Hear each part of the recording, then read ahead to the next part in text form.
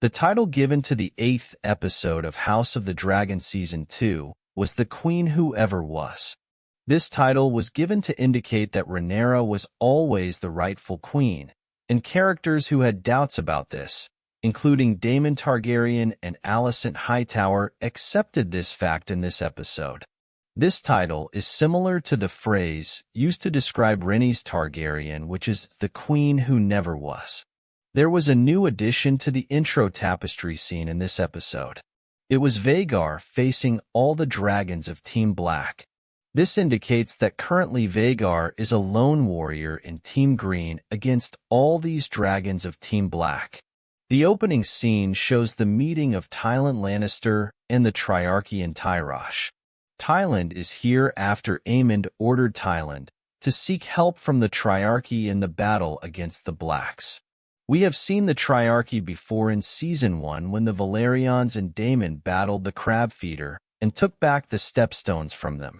Triarchy is actually an allied force of the regions Myr, Lys, and Tyrosh, which are across the Narrow Sea.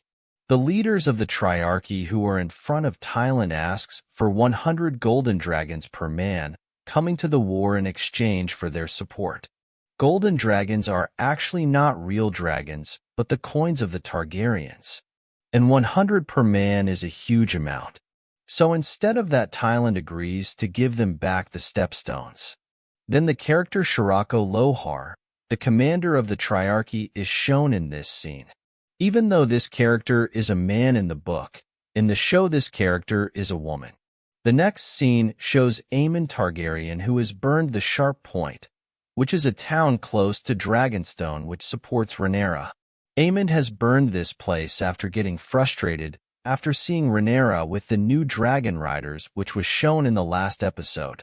Meanwhile, in King's Landing, Larry Strong is having a conversation with Aegon, and he convinces Aegon to escape from Westeros to Braavos and come back when the war is over after the death of Aemond and Rhaenyra. He says that after the war is over, Aegon can reclaim his position as the king. Then a lot of scenes are shown where Rhaena is looking for Sheepstealer and is getting tired during this journey. In Dragonstone, Jace, Hugh Hammer, and Ulf White are having a conversation where the already frustrated Jace, after commoners claim dragons, is getting angrier after the disrespectful behavior from Ulf White. The next scene shows Corlys telling Rhaenyra that he has changed his ship's name from Sea Snake to the Queen Who Never Was, and he says that he is doing all this for his late wife. He also tells Rhaenyra to not be overconfident, as the Greens still have Dreamfire and Tessarion in their side other than Vhagar, and he says that they should attack as soon as possible as this is the right time to strike. Meanwhile, in Harrenhal, Damon is preparing for the war, with the army he has made by convincing the Riverlords to support him. Alfred Broom reaches there from Dragonstone. Even though he was sent by Rhaenyra, he was trying to attempt a treason by trying to convince Damon to be the king instead of king consort. Simon Strong heard this, and he instantly sent messages to Rhaenyra. Back in King's Landing, the frustrated Aemond is trying to force Helaena into going to the war with Dreamfire. But Alicent stops Aemond from this. The next scene shows Gwaine Hightower threatening Criston Cole because of his relationship with Alicent.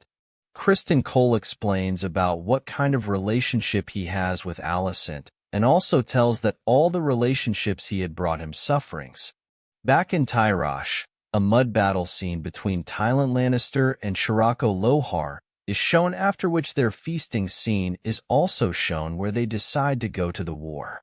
Then a feasting scene from Dragonstone is shown where Rhaenyra is treating her new dragon riders Hugh Hammer, Ulf White, and Adam of Hull.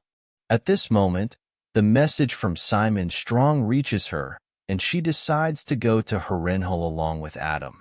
In Harrenhal, Alice Rivers takes Damon near the weirwood tree in Harrenhal and tells him that he is ready to know the truth.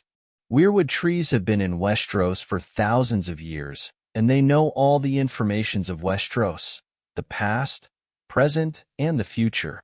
All the weirwood trees in Westeros are connected to each other and can be used to access the informations of Westeros. Alice asks Damon to touch the tree and Damon starts getting visions. The first vision is the networking of weirwood trees, then a vision of the first three-eyed raven. The blood raven Brandon Rivers is shown, the same character who was in Game of Thrones. A younger version of this character is shown here.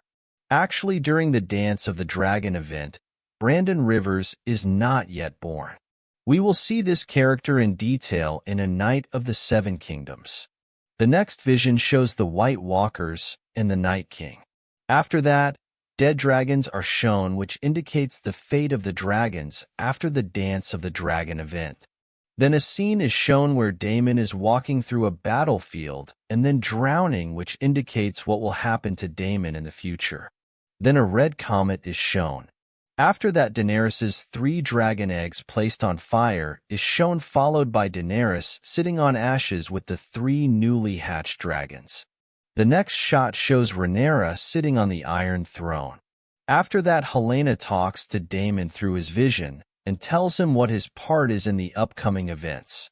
In the next scene, Aemond again tries to convince Helaena to go to the war with Dreamfire. Helaena tells him what will happen to him in the future and also talks about him burning Aegon. Aemond gets shocked after hearing this because him burning Aegon was a secret. Back in Harrenhal, Rhaenyra reaches there and asks Damon whether he will support her in the war. Damon, who is now changed after seeing all those visions, bends his knee and tells her that he will support her. When Rhaenyra got back to Dragonstone, Alicent reaches there and asks Rhaenyra to somehow end this war without any more bloodshed. She says that when Aemond goes to Harrenhal for battle, Helaena will be controlling King's Landing, and she will open the gates for Rhaenyra, and thus Rhaenyra can become the queen as a conqueror. Rhaenyra says that she can't officially become the queen without killing Aegon. Even though Alicent didn't want that, she had to accept it. The next scene was like a teaser of Season 3 as the scene showed everyone preparing for the war.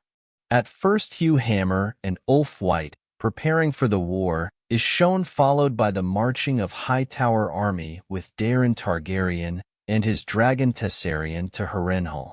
Then the Starks were crossing the Twins with their army. After that, Jason Lannister and his army approaching Harrenhal is shown. Then Damon and the Riverlords preparing for the war is also shown.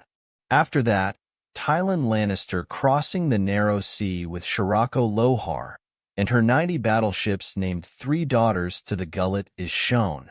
Valerian fleet is also going to the Gullet without knowing this.